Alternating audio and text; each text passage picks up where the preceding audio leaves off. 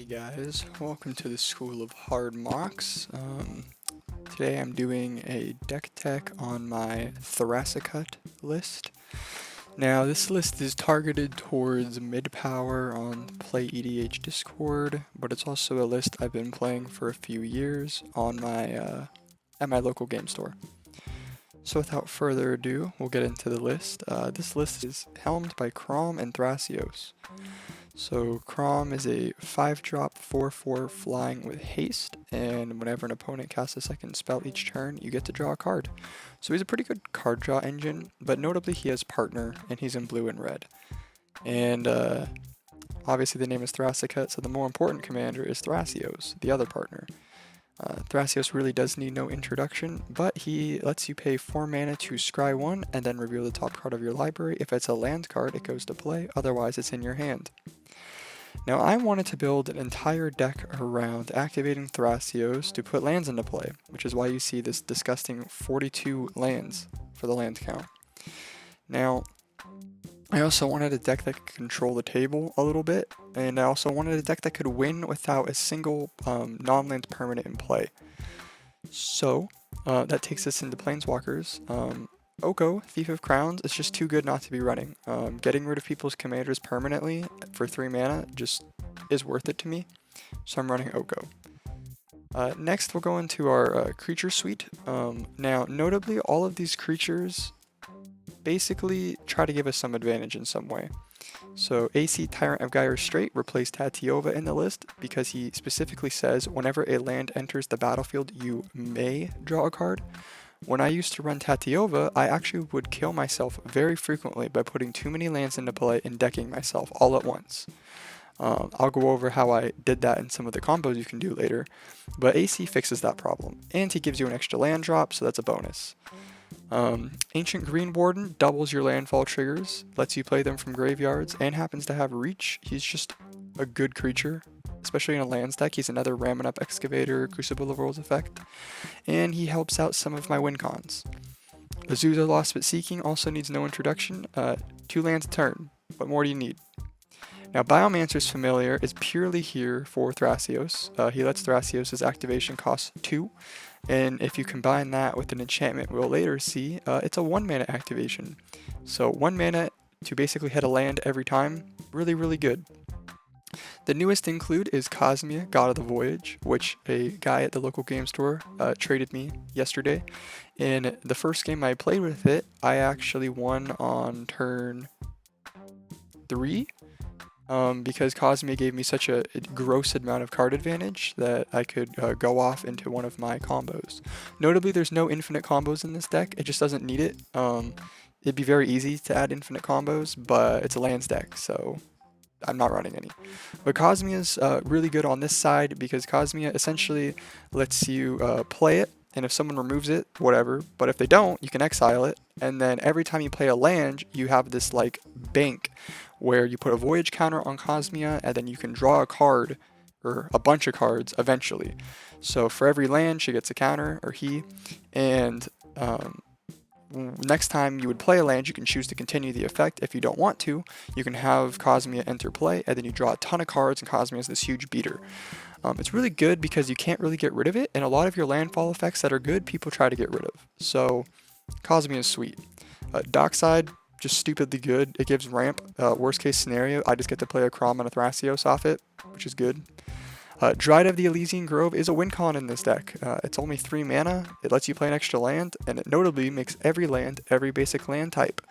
If every land is every basic land type, that also means they're all mountains, which is quite notable for Valakut, the Molten Pinnacle, which is a huge win con in this list. Basically says whenever a mountain enters the field, if you control 5 other mountains, Valakut does 3 damage to a player or creature. So that's really, really strong. That's how I win a lot of the time, and Dryad of the Elysian Grove is definitely needed for that to work because I am not all in on this combo. I do not run that many mountains. Eternal Witness is just 3 mana regrowth something. I'm running it over another 3 mana like regrowth effect, like Recollect, mainly because I can cheat it into play off of my many cheat creature into play effects like Green Sun Zenith. Hole Breacher lets me draw a ton of cards because my opponents always like to draw a ton of cards. Oh, I'm gonna have to edit that out. But Hole Breacher essentially denies card draw for my opponents. I get to make treasures every time someone draws, and last night I did finally the most disgusting thing I've ever done in this deck. Well, one of, and I got a turn 3 Hole Breacher into play into a turn 4 Time Twister, and I just kept happening to wheel into more regrowth effects.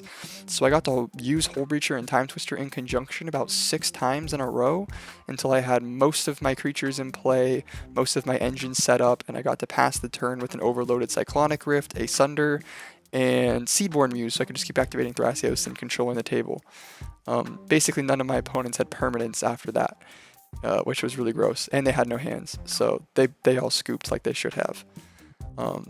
That wasn't very fun for them, but that doesn't usually happen in this deck. I'm not in black, I can't just like tutor up this combo. So Lotus Cobra, whenever a land enters play, you get a mana. I mean, it seems kind of innocuous, but with Thrasios, you can essentially pay 4 mana, get a land, get 1 mana. If I happen to have Thrasios, Lotus Cobra, and Biomancer's Familiar, I can pay 1 mana, cheat a land into play, make 1 mana, use that mana for Thrasios. Essentially, you can infinitely go through your lands. Not really, because you can easily whiff, but you can play a lot of value with Lotus Cobra. And if you use something like Amulet of Vigor, those lands enter untapped and you get even more value. Oracle of Moldiah is just generically good pseudo card draw. I get an extra land drop and I can play lands off the top of my deck. Super strong. Ramp Excavator lets me play lands from my graveyard, just like Ancient Green Warden. It also helps me strip mine lock people. I have strip mine in the deck, I have a bunch of land drops, and I can play them from my graveyard, so I can strip mine lock. Scoot Swarm, just the stupidest win con ever to be printed. Basically, whenever a land enters play, if you control 6 or more lands, you get to create a copy of this card. If you don't, you make a 1/1. So Scoot Swarm is a 1/1 notably, but this deck really ramps lands. So if I can play, a couple lands a turn, this card goes off like crazy. Notably, if you have Ancient Green Warden in play, and you have your 6 lands, and you happen to have, I don't know, a fetch land in your graveyard, you can play, if you could play 3 fetch lands in 1 turn, with no scoots at the start, or I guess the 1 original scoot, you can get up to over 700 scoots just from the triggers, which the table can't deal with. And that's only 3 land drops. Notably, they're fetch lands, so you get the 6 triggers, which with Ancient Green Warden gives you 12 triggers, which is why it's so strong. But yeah. Seedborn Muse is another linchpin of the deck. It essentially lets me play a Thrasios, and then if I play Seedborn Muse, I can ramp and take a turn on every other person's turn by activating Thrasios in their end step or in their upkeep or whenever I want. It lets me super hard ramp and super hard draw cards. Notably, I have a land that also synergizes with it. Besides my Valakut, which would let me basically kill their creatures or kill the player in their upkeep by cheating lands into play with all of my available mana. If I don't want to do that though, like I don't have the combo online, I can also ramp off Field of the Dead, make a ton of zombies on everybody's turn. The other lands that synergizes really well with Seedborn Muse is Alchemist Refuge. Notably, I had to fit a lot of lands in this deck, so I'm actually missing a couple fetch lands. I just don't need them, really. I have enough of the effect. But Alchemist Refuge is one of those lands I had to just cut a fetch land for, sadly. But it says I can pay a green and a blue, and basically everything I have has flash. Which means with Seedborn Muse and Thrasios, I'm taking a turn on everyone else's turn. Stupidly strong and really fun to do. Now for sorceries. All of these sorceries are supposed to help somewhat pay off with the creatures. So Finale of Devastation, it's a win con if I have a lot of mana. But it also cheats in a Seedborn Muse or Biomancer's Familiar, which is what it does most of the time. It's just a sorcery that gets them out of my deck, which is nice for an extra 2 mana. Green Sun Zenith, same exact thing, except I can do it repeatedly, but it's not a win con. Life from the Loam is really cool. You get to regrowth basically 3 lands back to your hand, and then at the start of your turn, you can just choose to not draw a card and dredge instead, which is where you put the top however many cards into your graveyard. In this case, it's 3. Which fuels your Life from the Loam so that you always have lands. Life from the Loam is like basically pseudo card draw as well. Regrowth, I've mentioned a lot. You get to get something back in your hand. In a deck like this, people blow your stuff up all the time, especially your Seedborn Muse. So having a way to regrowth it or finale it out of your graveyard is really strong. Scape Shift is a really good win con in this list. Essentially, it lets me sack 20 lands, which I normally will have, and because I'm running 42 lands, I can go get 20 more lands and put them into play. Notably, 20 lands entering at once will all see each other, and so I can grab things like Thrasikut and Field of the Dead to basically one-hit the table or make so many tokens that they can't come back, like with Scoot Swarm. Scape Shift is stupid. Scape Shift is even more stupid when you have something like a Lotus Cobra in play and it gives you just enough mana, or an Amulet of Vigor, so all the lands enter untapped, and then you can immediately cast Splendid Reclamation, which essentially says get all of those lands you sacked back, which, with Scape Shift, means you have every land in your deck in play at once. Now, that also means you don't get to trigger landfall anymore. However, that should be enough to kill the table. I also run things in this deck to buy back my lands, like Aboro, so I always have land drops, and Sunder, so we can makes it so everyone has to pick up all of their lands. Sunder's right here. I'll return all lands to owner's hands, which helps me buy back the lands. Sylvan Scrying lets me tutor for whatever land I need to survive, and we'll get into the land suite, because lands are a huge way I control in this deck. Basically, some of the better targets for this are Alchemist Refuge to take extra turns, Fields of the Dead to make blockers, Glacial Chasm to not die from people trying to kill me, Kessig Wolf Run if I want to just one-hit somebody with my Crom, Inkmoth Nexus if I want to one-hit somebody with Infect in my Kessig Wolf Run, Maze of Ith if people keep swinging at me, Aboro if I have a Burgeoning in play, because you get to bounce Aboro every time someone plays a land and get more landfall triggers, Strip Mine if I want to lock people, Tabernacle at Pendril Vale if people have too many tokens and I just need to get rid of them, Thespian Stage if I already have one of the other things in play and I just want 2 of the effect, Thrasikut if I want to, start controlling the board and killing stuff, and Vesuva if I want to copy, any of the other things. Notably, Thrasikut is not legendary, so I can copy a bunch with Vesuva. Next I have 3 visits. I'm just running it because I pulled one in foil and I thought it was cool. It also just happens to be 2 mana ramp that gets me a land. I mean, it's decent. It could be cut probably. Time Twister. In a deck like this where you're constantly drawing cards and putting lands and having things go to the graveyard and die, you need a way to shuffle, and Time Twister just happens to be the best effect at it. This deck doesn't have a budget, so, you see it's 10 grand. So Time Twister made it into the list. It's a wheel, it pays off with your Hull Breacher, and people usually like it because it's not, Windfall's more annoying. This card's actually nice. Everyone gets to shuffle in and redraw 7, which is cool. For instance, I'm running Beast Within because it's good. It's just green removal, and I need removal. Counterspell, because you should be running Counterspell in a blue deck. It's not the best option, but this isn't CDH, so I can run Counterspell. Crop Rotation is the same thing as Sylvan Scrying, but an instant speed version lets me go get exactly what I need to not die. A lot of the time, I just go grab my Glacial Chasm to not get one hit by somebody at instant speed. Cyclonic Rift, which this is the wrong version of, so we'll switch the printing. Most of these are the right printing on here, so yeah, we have this version. Everyone hates this card, but it essentially keeps you from dying or puts you so far ahead that no one can stop you. You get to bounce everything on the board. Really strong, especially when you Time Twister afterwards. Deflecting Swat is a free counter spell, and since Thrasios is always in play, I get to basically redirect something. So if someone wants to blow up my Seedborn Muse, I get to blow up whatever they have. Delay is a really, really strong counter spell. It exiles something with 3 time counters, and then it will come back after that, but most of the time they're dead by then, and then it doesn't matter that I delayed it. Fierce Guardianship's just a free negate, which means I get to counter something for free. Crossing Grip is just removal that people can't answer, and because it's not CDH, I can play 3 mana removal. Split Second's really strong. Nothing can go on the stack, so you get to get rid of whatever you want. Mana Drain is something that I always feel bad about playing because I usually have to counter something with it that isn't super relevant, but it's usually because it's such a high CMC and someone tapped out for it. Good example of this is when people play like really high drop commanders that I'm not particularly worried about, but because I want ramp to pour into Thrasios, I'll just Mana Drain it anyway. Mana Drain is just a better counterspell that ramps you. Muddle the Mixture is a okay counterspell, but it also has Transmute, which is basically an uncounterable tutor for this deck that goes and finds your Biomancer's Familiar, which is real good. It also can find you a better counterspell if you really need it. Most of the time you aren't doing that. It's really in the deck to get Biomancer's Familiar or like a Regrowth. Nature's Claim is just a more efficient version of Crossing Grip, but it's not uncounterable. Negate just is good counterspell. Noxious Survival is a way to, if you're going to deck yourself or someone mills you out, you can actually save yourself for one turn. Or it also lets you put a counterspell back on top of your deck to draw with either your Crom trigger or your Thrasios trigger to help protect your board state.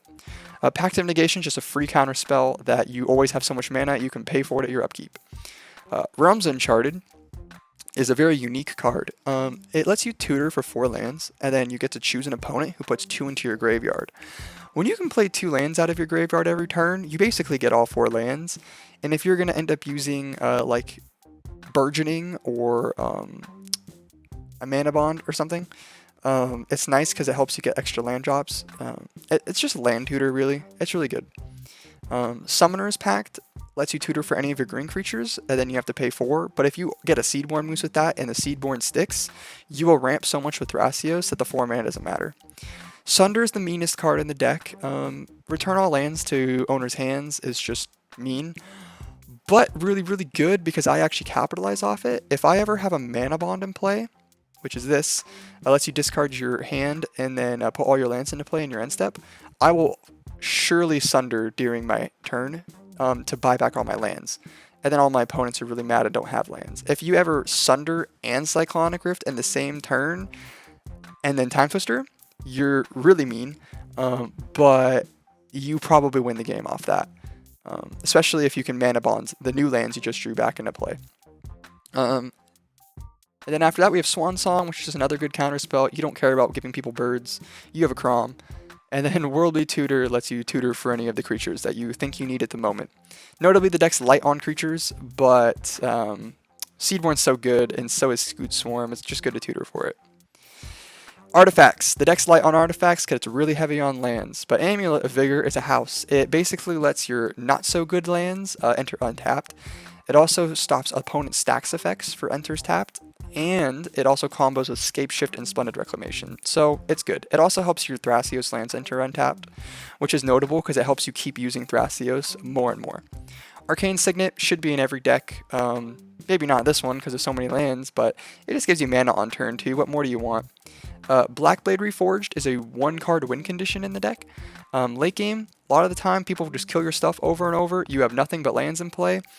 If you top deck a Blackblade Reforged for only 5 mana for Crom and then another 5 mana for Blackblade, that's 10 mana, you can cast Crom, put Blackblade on it, and usually one-hit somebody, which is pretty sweet. Also, you can put Blackblade Reforged on a Inkmoth Nexus, which is an Infect flyer on a land, and kill people that way. Crucible of Worlds lets me play lands from my graveyard. We've already talked about that. Mox Diamond is just generically good ramp, especially when I want lands in my graveyard anyway. And Soul Ring's another card that should probably just be in every deck. I will also fix the printing on this one. So I have that one. Alright. Enchantments. Burgeoning, really good on turn 1, not so great later in the game, but if you Sunder and then you have Burgeoning in play, you're probably still going to break parity and be pretty good. Basically, anytime anyone plays a land, you get to play a land, so it cheats your land drops. Exploration's just the best turn 1 ramp ever. You get to play a land, and then you get to play another land. I mean, you get 2 lands on turn 1. Pretty sweet. Mana Bond is a card that you don't usually get to use very much, but if you just happen to get lucky like I sometimes do and have an opener with 7 lands and a Mana Bond, so first card for turn was another land, 7 lands on turn 1 at your end step is really strong. That means you get to play Crom and Thrasios on turn 2, which are some of the best card draw engines in the game, and you will most likely draw yourself back into the game. Prismatic Omen is another copy of my Dryad of the Elysian Grove. Makes every basic land type, which does mana fixing and helps my Valakut kill people. Rhystic Study, amazing card draw. I mean, you tax your opponents and you get to draw cards. Training Grounds makes Thrasios cost 2 less to activate. Obviously, that's good. Wilderness Reclamation, get to untap my lands at end step. Yeah, I run a lot of lands, so we're going to be untapping a lot and then get to take at least 1 extra turn with Thrasios. Now into the meat of the deck. Most of the deck is lands, and the deck used to have the rule that I needed to have 50 lands to be a lands deck, but PlayEDH said the deck was not allowed on the server till I cut at least 8 of them. So I cut 8 lands and added more interaction, which you saw here, but now the deck sometimes can whiff on Scape Shift type stuff, but it hasn't come up more than once, so I think the deck's actually probably better now. First thing is Alchemist Refuge, lets me play things at instant speed, lets me be more of a control deck. We already talked about it a little bit. Most of these lands are just stuff to fetch with fetch lands, lands that are just generically strong because they're dual lands. Notably, we are running Ketria Triome. It's a lot better with Amulet of Vigor. It's not the best, but on turn 1, if you have nothing to do, you can fetch for it. The lands we will want to talk about are Field of the Dead. Field of the Dead is just amazing. It gives you a stupid amount of zombies, and that's how you can kill people pretty easily. It's probably the worst win con in the deck, but it's free. Glacial Chasm protects me from dying from opponents a lot of the time, and it stalls out the game really hard. Inkmoth Nexus is just hilarious, having a little 1/1 infector that can kill people. It has only been relevant maybe 4 or 5 times, and that's because of this card, Kessig Wolf Run. If I happen to have only these 2 lands in play, and other lands for mana, and I've just been board wiped to high heaven, I can usually one-hit the player that's annoying me with Kessig Wolf Run and Inkmoth Nexus. Maze of Ith probably could be cut, but it stops an attacker, which is nice. Aboro is really expensive now, but it lets me basically, I can bounce it over and over to hit my landfall every turn if I don't have lands in my hand. We run Snow Covereds purely to facilitate Field of the Dead. We have Strip Mine for Strip Mine locks, so we can just destroy people's lands, which is cool. Tabernacle at Pendrell Vale is a stupid expensive card, and it also doesn't even tap for mana, but it's such a strong stacks piece, and it hurts my opponents running more creatures than me, that it seems worth it. It is a non-bow with Scoot Swarm and Field of the Dead, and there has been quite a few games where I accidentally flipped into a Tabernacle on Thrasios when I had a winning board state, because normally you'll assemble a winning board state when you're in other people's turns. And then I need to basically get a Strip Mine at that point to get rid of my own Tabernacle before my turn. But the card's so good, I'm not going to cut it. Thespian Stage copies any of the other lands that are really good, aside from Tabernacle. Teleria West tutors for any land in the deck, or a Mox Diamond. So you can go get your 0 drops, you can go get your Pact of Negation with it. But notably, it goes and grabs a land that's better than Teleria West, which if you have your Life from the Loam, you can just keep tutoring for lands, which is really cool. Valakut, obviously, it just wins the game. Bunch of mountains enter, you get to do a lot of damage, you can kill people's creatures in their upkeep, you can do it straight to their face, it's a great finisher. Vesuva copies things, so 2 Valakuts means 6 damage every time a land enters, and then if you have an Ancient Green Warden, that's 12 damage every time a land enters. That's basically 2 fetch lands kill a player. And then the rest are fetch lands. So that is my Thrasios and Crom deck tech. I advise playing it because it's really fun. You can tune it to your own meta if you want. Notably, Play EDH does not allow anyone to run Mana Crypt in mid power. So, and for high power on that server is basically you have to be an off meta CDH deck, and that's not what this is. So I can't run Mana Crypt in this list. However, I don't know that I would really want to run Mana Crypt in this list. If I was, I'd probably just cut Arcane Signet because I don't need colored mana very much. I just have Soul Ring and Mana Crypt, which would help with obviously Thrasios activations early in the game. But yeah, so that's why Mana Crypt's not here. Notable exceptions also, Force of Will and Force of Negation aren't in this list because I don't have enough blue really to use them well. As you can see, I only have 35% of the pips in the deck is blue. It's very much a green heavy deck with a tiny little bit of red. Red's purely here in such a high quantity for deflecting SWAT and Valakut. So that's why red is in the deck. But they provide so much value, that and Dockside, that's why it's Teamer. Thank you for watching. That is my deck tech of Thrasios Crom lands. Please like, comment, and subscribe, and tell me what kind of deck you want to see next. Thanks.